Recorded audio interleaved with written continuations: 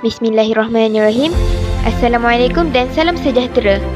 Seperti yang kita dapat lihat sebentar tadi, video tersebut merupakan detik-detik istiadat pembukaan Dewan Parlimen. Kami dari Kumpulan 7 ingin membentangkan tajuk Dewan Rakyat. Apa itu Dewan Rakyat? Dewan Rakyat merupakan salah satu komponen penting dalam badan perundangan di Malaysia. Dewan Rakyat menggubal dan meluluskan undang-undang pada peringkat Dewan Rakyat. A few moments later.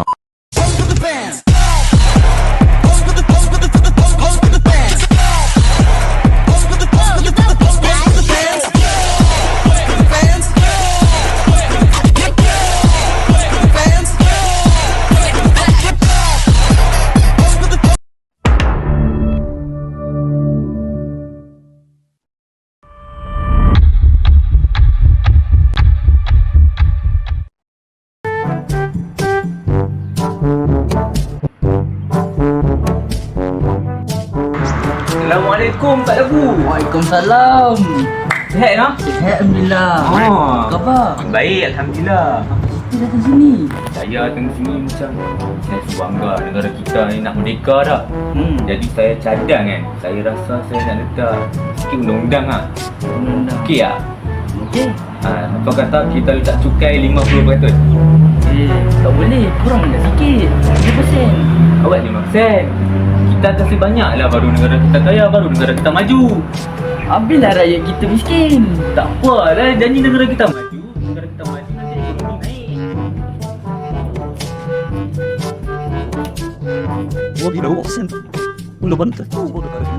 Kan orang Melayu? Apa yang korang sedang bincangkan ni? Siapa ni Pak Abu? Pak John. Pak John mana pula? Saya, Pak John adalah orang British yang sebelum ini pemerintah tanah Melayu. Jadi saya tanya sekali lagi, apa yang korang sedang bincangkan ni? Ini sudah dapat Joy. Saudara kami nak merdeka dah. Tapi kami nak buat undang lah. Ni sebab nak merdeka kan. Jadi saya kaitkan nak cukai 50%. Macam patut. Undang-undang negara. Yeah. Korang tak boleh berbincang seperti ini jika anda membuat undang-undang negara. Awak tahu tu?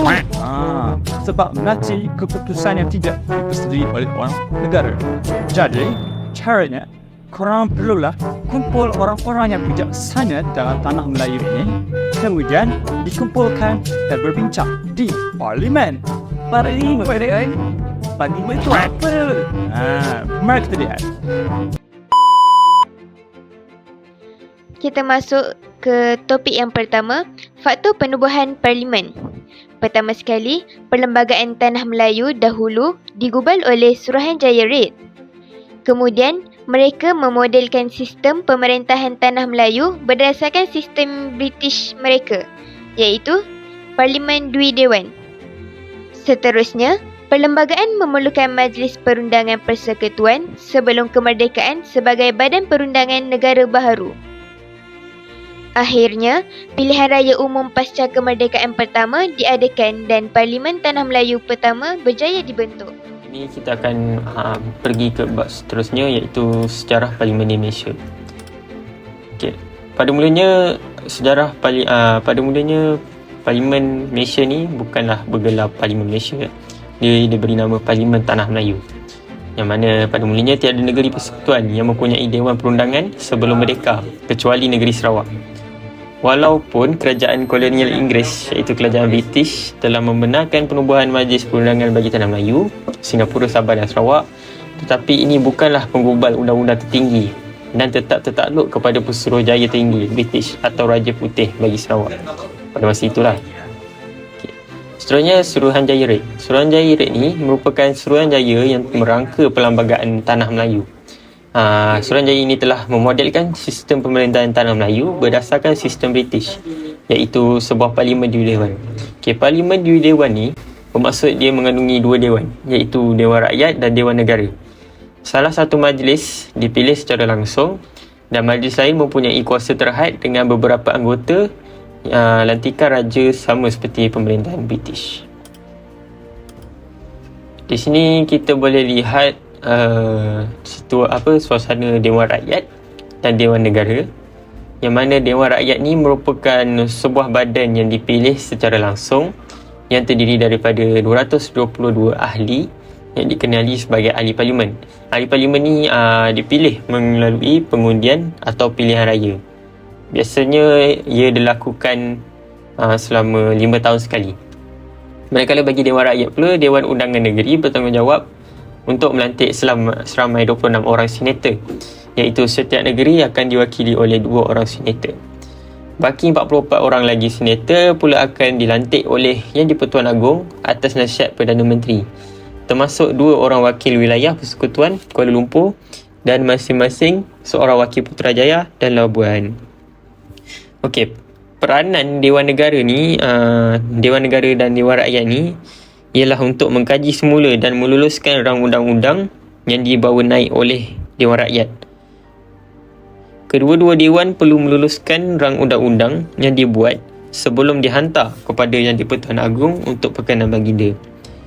Untuk makluman, Dewan Negara ni mempunyai kuasa dan pengaruh yang lebih besar dalam soal satu rang undang-undang yang bertujuan membuat pindaan kepada Perlembagaan Malaysia. Dewan Negara mempunyai kuasa untuk menolak dan membatalkan sebarang rang undang-undang untuk meminda perlembagaan. Okey, seterusnya di sini kita boleh nampak persidangan pertama Parlimen Tanah Melayu. Persidangan ini telah diadakan di Dewan Tunku Abdul Rahman, Kuala Lumpur, serta dihadiri oleh ahli-ahli parlimen yang berjaya terpilih dalam pilihan raya Parlimen Persekutuan yang diadakan pada 19 Ogos 1999. Dalam persidangan ini, seramai 104 orang ahli parlimen telah mengangkat sumpah. Dalam persidangan itu, Datuk Haji Muhammad Noor bin Omar telah dilantik menjadi Yang di-Pertua Dewan Rakyat dan Datuk Haji Abdul Rahman bin Muhammad Yassin telah dilantik menjadi Yang di-Pertua Dewan Negara. Ahli-ahli Dewan Negara yang dipilih dan dilantik juga telah turut mengangkat sumpah dalam persidangan yang sama. Ekoran dari peristirahan itu pada 12 September 1999, Duli Yang Maha Mulia Seri Paduka Baginda Yang di-Pertuan Agong telah merasmikan pembukaan Parlimen Persekutuan Tanah Melayu yang pertama. Okey, yang terakhir, ini merupakan sejarah pertukaran nama daripada Parlimen Malaysia daripada Parlimen Tanah Melayu kepada Parlimen Malaysia. Pada tahun 1963, ketika Tanah Melayu, Sabah, Sarawak dan Singapura bergabung untuk membentuk Malaysia, Parlimen Tanah Melayu berkembang menjadi Parlimen Malaysia. Kedua-dua Dewan Rakyat dan Dewan Negara ni diperluas untuk memasukkan perwakilan daripada negeri-negeri baru tadi. Itu 3 negeri tadilah. Okay, ketika Singapura keluar daripada Malaysia pada tahun 1965, Singapura tidak lagi diwakili di dalam Parlimen Malaysia. Okay, itu saja daripada saya. Pengenalan bagi Dewan Negara. Malaysia ialah sebuah negara yang mengamalkan sistem demokrasi berparlimen di bawah pentadbiran Raja Berperlembagaan dengan Seri Paduka Baginda Yang di-Pertuan Agong sebagai Ketua Negara. Parlimen menjadi institusi perundangan tertinggi di dalam negara yang menggubal undang-undang. Dewan Negara adalah senat bagi Persekutuan Malaysia. Ia bertindak sebagai Dewan Perwakilan Rakyat yang tertinggi di Malaysia. Dewan Rakyat pula adalah salah satu cabang dalam Parlimen. Seramai 70 senator di dalam Dewan Negara. 26 senator dipilih melalui pengundian oleh negeri dengan 2 senator setiap negeri. 44 lagi dilantik dan dipilih oleh Yang di-Pertuan Agong. Fungsi Dewan Negara. Yang pertama, mempunyai kuasa dan pengaruh yang lebih besar dalam soal suatu rang undang-undang yang bertujuan membuat perpindaan kepada Perlembagaan Malaysia. Yang kedua, mempunyai kuasa untuk menolak dan membatalkan sebarang rang undang-undang untuk meminda Perlembagaan Persekutuan Malaysia. Tugas-tugas Yang di-Pertua Dewan Negara. Yang pertama, bertanggungjawab mengawasi perjalanan mesyuarat supaya berjalan dengan licin. Yang kedua, memastikan perbahasan ada berkaitan dengan perkara yang dibahaskan.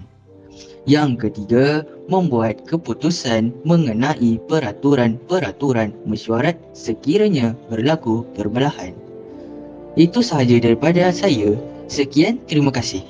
Okey, terima kasih kepada saudara Syahmi atas pembentangan beliau sebentar tadi. Baiklah, saya Hari Adha akan teruskan dengan komponen kedua yang penting dalam Dewan Rakyat, iaitu Dewan Negeri. Seperti yang dipaparkan dekat bawah tulisan Dewan Negeri tu, ada 13 logo, iaitu daripada 13 negeri. Ada jatah-jatah negeri kat situ.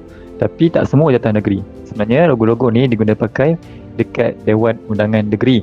Seperti yang ada yang korang nampak macam lain tu. Contoh macam Johor punya. Johor punya nampak pelik sikit kan. Sebab itu dihaskan untuk logo Dewan Undangan Negeri Johor. Jadi mana yang tertanya-tanya, apalah function Dewan Undangan Negeri ni? Dewan Undangan Negeri ni bertujuan sebagai badan perundangan tertinggi bagi negeri masing-masing. Bagi mana-mana yang masih nak tahu apalah tujuan Sultan, Tuan Raja-Raja, ini dia salah satunya, iaitu menjadi ketua dalam badan perundangan negeri. Undangan negeri ni, ahli-ahli dia dilantik oleh ketua negeri masing-masing lah, dan juga melalui pilihan raya. Dan ahli-ahli ni dipanggil sebagai Ahli Dewan Undangan Negeri, ataupun dalam singkatan dia ADUN. Ni mesti semua pernah dengar. Dan bilangan ADUN ni bergantung kepada negeri masing-masing. Berapa banyak ahli dia ialah bergantung kepada berapa banyak kawasan dalam negeri masing-masing.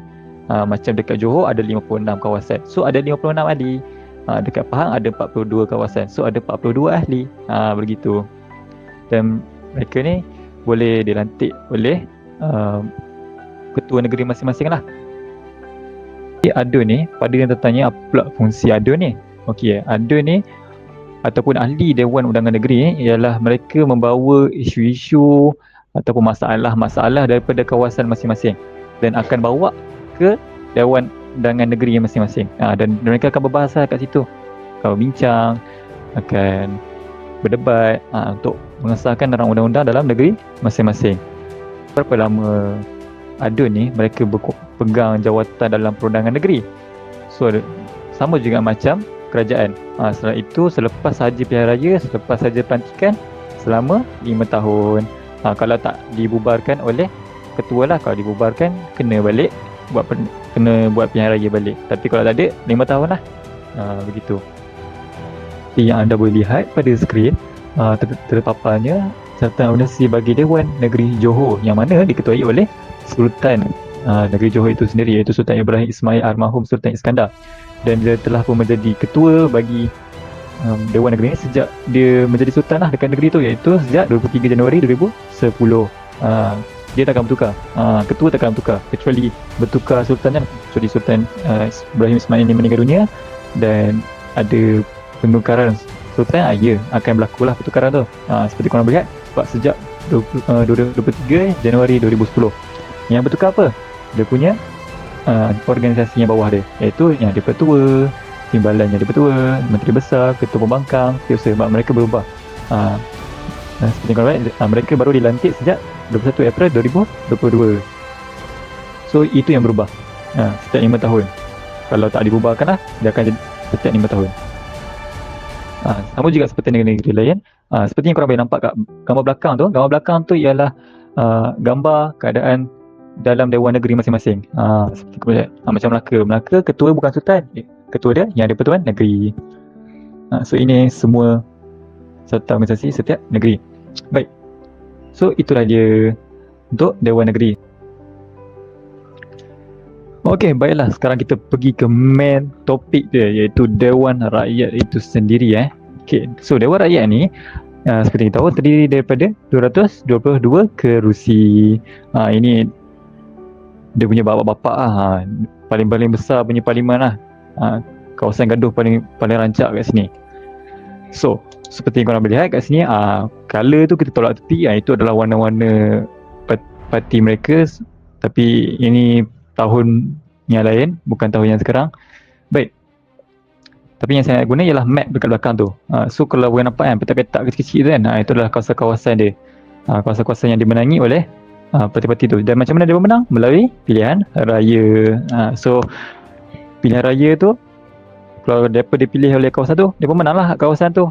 Dapatlah warna satu dot dekat tempat mereka tu. So dia berkumpul-kumpul.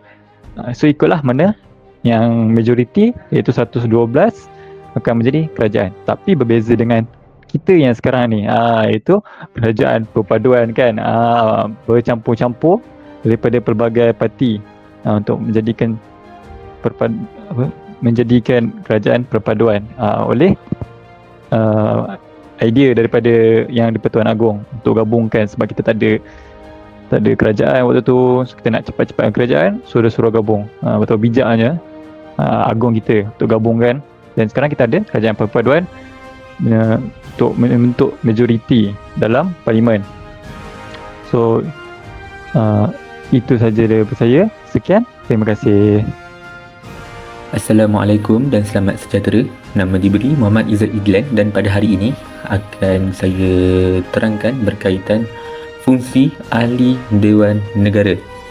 Sebelum itu saya akan memberi pendedahan di mana Dewan Negara ini terdiri daripada 70 orang ahli sahaja, di mana Dewan Negara terbahagi, ahli-ahli Dewan Negara terbahagi kepada dua jenis, iaitu 26 ahli dipilih oleh Dewan Undangan Negeri sebagai mewakili 13 buah negeri yang berada di Malaysia, manakala 44 orang ahli dilantik oleh Seri Paduka Baginda Yang di-Pertuan Agong atas nasihat Perdana Menteri itu sendiri. Baiklah, untuk topik kita hari ini, kita akan fokuskan kepada 3 jawatan yang tertinggi sahaja, kerana mereka mempunyai tugas dan fungsi mereka sendiri yang perlu kita ketahui. Antaranya ialah Yang di-Pertua Dewan Negara, Timbalan Yang di-Pertua Dewan Negara, dan juga Setiausaha Dewan Negara. Baiklah, apa tugas-tugas mereka dan apa fungsi mereka dalam Dewan Negara ini?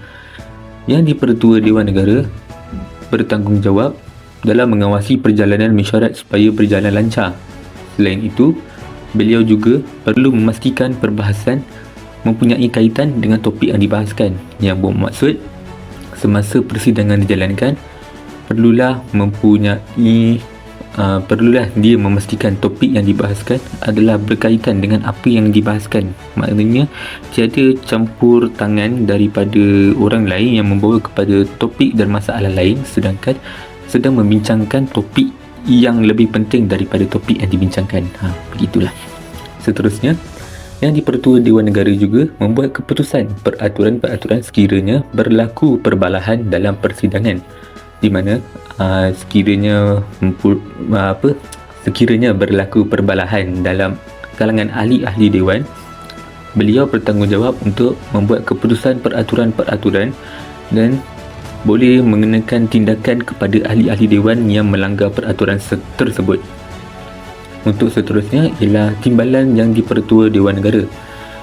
Tugas beliau, Timbalan Yang di-Pertua Dewan Negara ini adalah untuk membantu dan mempengerusikan persidangan semasa ketidakhadiran Yang di-Pertua Dewan Negara, di mana sekiranya Yang di-Pertua Dewan Negara tidak dapat hadir sewaktu persidangan mesyuarat sedang dijalankan, Timbalan Yang di-Pertua Dewan Negara akan menggantikan tempat beliau untuk meneruskan persidangan.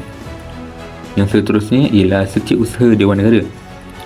Setiausaha Dewan Negara ini bertanggungjawab dalam memantau perjalanan persidangan Dewan Negara, membantu dan memberi nasihat kepada Yang di-Pertua Negara ketika persidangan dilangsungkan, di mana Setiausaha Dewan ini akan memberikan nasihat, memberikan bantuan dan juga memantau perjalanan persidangan ini semasa persidangan ini dijalankanlah. Jadi itu sahaja 3 jawatan yang terpenting dalam ahli Dewan Negara dan fungsi-fungsi mereka kepada ahli Dewan Negara agar persidangan dapat berjalan dengan lancar. Now look at this.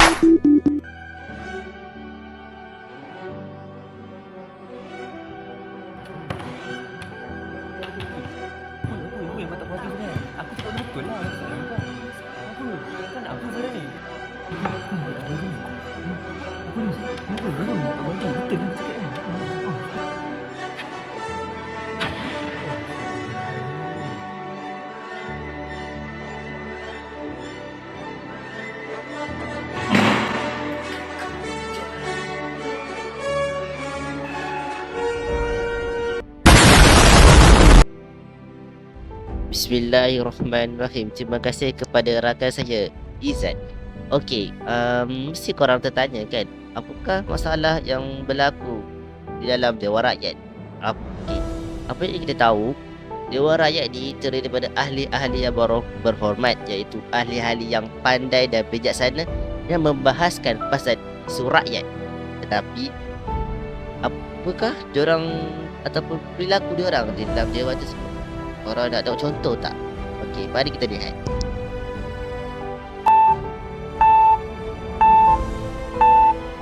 Apa bro? Halau. Ya sebut dulu ke? Ya sebut dulu. Apa bro? Hang bro. Ulu lengan. Sit down. Ulu lengan. Semua jangan jadi batu ronsen dulu. Apa bro? Hang bro. A few moments later. Kepala bapak engkau. Ini kurang ajar. Sorry lah. Jangan guna perkataan kepala bapak. You nak gaduh dengan saya?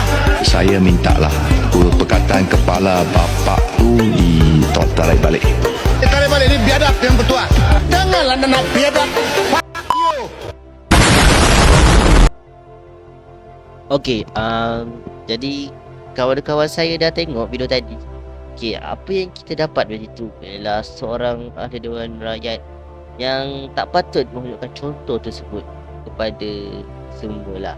Okey, dalam Dewan Rakyat mesti ada etika dan adab, kan?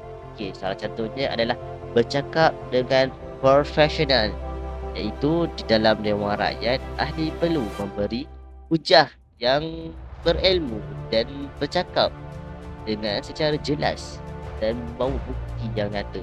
Okey, sebagai contohnya, ketika berada di dalam Dewan Rakyat, ahli yang berhormat perlu memberikan hujah atau soalan yang jelas dan munasabah.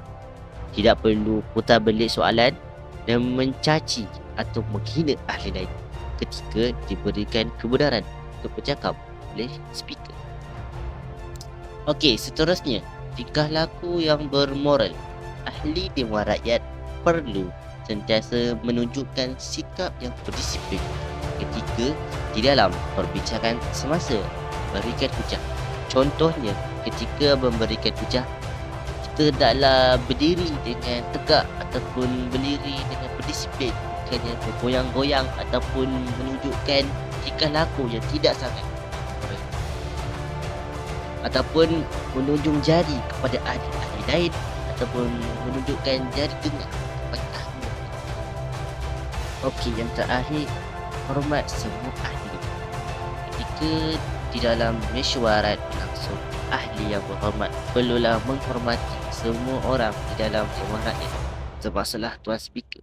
Sebagai contohnya, ketika ahli lain sedang memberikan hujah ataupun soalan, kita perlulah dengar dengan jelas ataupun dengar dengan teliti apakah soalan yang ingin disampaikan.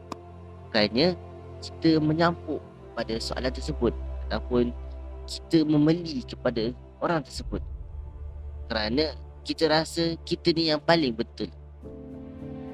Sikap tersebut amalah tidak diperlukan dalam Dewan Rakyat kerana kita adalah ahli yang berhormat, iaitu seorang yang bijaksana, seorang yang memberikan suara kepada rakyat untuk membantu rakyat ke arah yang lebih bagus. Yang seterusnya, kita akan membincangkan perbezaan di antara Dewan Rakyat negara dan Dewan Rakyat di luar negara. Dewan Rakyat yang saya pilih untuk tajuk ini ialah iaitu Dewan Rakyat British. So sebelum tu kita akan mempelajari sedikit tentang Parlimen British. So Parlimen British telah terbentuk sejak dari awal lagi pada abad ke-12, iaitu pada tahun 12 lebih macam tu. So untuk yang first kali iaitu zaman feodal dan perwakilan awal. Pada zaman tersebut, perjumpaan ini hanyalah akan melibatkan di antara raja ataupun penguasa dengan kelompok-kelompok tertentu seperti para paderi dan bangsawan. Yang seterusnya selepas itu iaitu Magna Carta pada tahun 1215 Dokumen tersebut adalah dokumen yang bersejarah yang dikeluarkan oleh Raja John pada tahun 1215 bagi mengurangkan kuasa mutlak raja dan memperkenalkan prinsip-prinsip hukum dan hak-hak individu. Selang beberapa tahun, iaitu pada tahun 1265, Simon de Montfort menentang Henry III untuk melibatkan lebih ramai wakil-wakil rakyat dan kesaksian Shires dalam parlimen. Seterusnya, iaitu model parlimen awal, iaitu pada abad ke-13 dan abad ke-14, terbentuknya House of Lords yang terdiri pada para bangsawan dan gereja, serta House of Commons yang terdiri daripada wakil-wakil rakyat. Kemudian terlahirlah Petition of Right pada tahun 1628 dan hak-hak peribadi. Petition of Rights pada tahun 1628 dan hak-hak peribadi dalam English adalah Bill of Rights pada tahun 1689 adalah untuk menggunakan kekuasaan monarki dan mementingkan persetujuan parlimen dalam keputusan-keputusan pemerintah. Yang seterusnya, pergantian dinasti. Ketika itu berlakunya Revolusi Glorious pada tahun 1688 hingga 1689 yang menghasilkan pergantian dinasti dan bertanda tandangan Bill of Rights, iaitu Raja dan Ratu baharu hendaklah menerima keterbatasan kuasa dan mengakui hak-hak parlimen. Yang terakhir sekali ialah Pilihan Umum Universal pada abad ke-19 dan awal abad ke-20. Sistem parlimen moden British terbentuk. Dewan Rakyat menjadi perlembagaan utama dalam proses pembuatan undang-undang, pengawasan pemerintahan dan perwakilan orang ramai. Okey. Seperti Dewan Rakyat Negara, Dewan Rakyat Negara terbahagi pada Dewan Negara dan Dewan Negeri. Manakala Dewan Rakyat British dia terbahagi kepada dua, iaitu House of Lords dan House of Commons. Untuk yang pertama ialah House of Lords. Dia akan bersidang di Istana Westminster, bermula sebagai sejenis majlis penasihat kepada raja. House of Lords ini terdiri pada 800 ahli yang dipilih oleh satu jawatan kuasa khas disebabkan oleh pengetahuan dan pengalaman serta pencapaian mereka. Tugas mereka adalah menyoal dan mencabar kerja kerajaan, bekerjasama dengan orang ramai bagi membentuk undang-undang. Fungsi dan yang terakhir ialah menyiasat isu melalui jawatan kuasa dan perbahasan untuk memperbaiki cara negara ditadbir. Yang seterusnya adalah House of Commons. Ianya juga akan bersidang di Istana Westminster. Terdiri daripada 650 ahli parlimen yang dipilih oleh rakyat melalui pilihan raya. Setiap ahli hanyalah memegang jawatan sehingga dibubarkan, iaitu maksimum 5 tahun. Kursi di House of Commons hanyalah 437 sahaja. House of Commons akan diadakan pada hari Isnin hingga Jumaat, dan bagi pihak kerajaan, Perdana Menteri akan memilih 20 orang untuk membentuk kabinet. Fungsi dia ialah untuk membahaskan isu-isu penting, membuat dan menyemak undang-undang serta mewakili orang ramai serta memegang tanggungjawab kerajaan.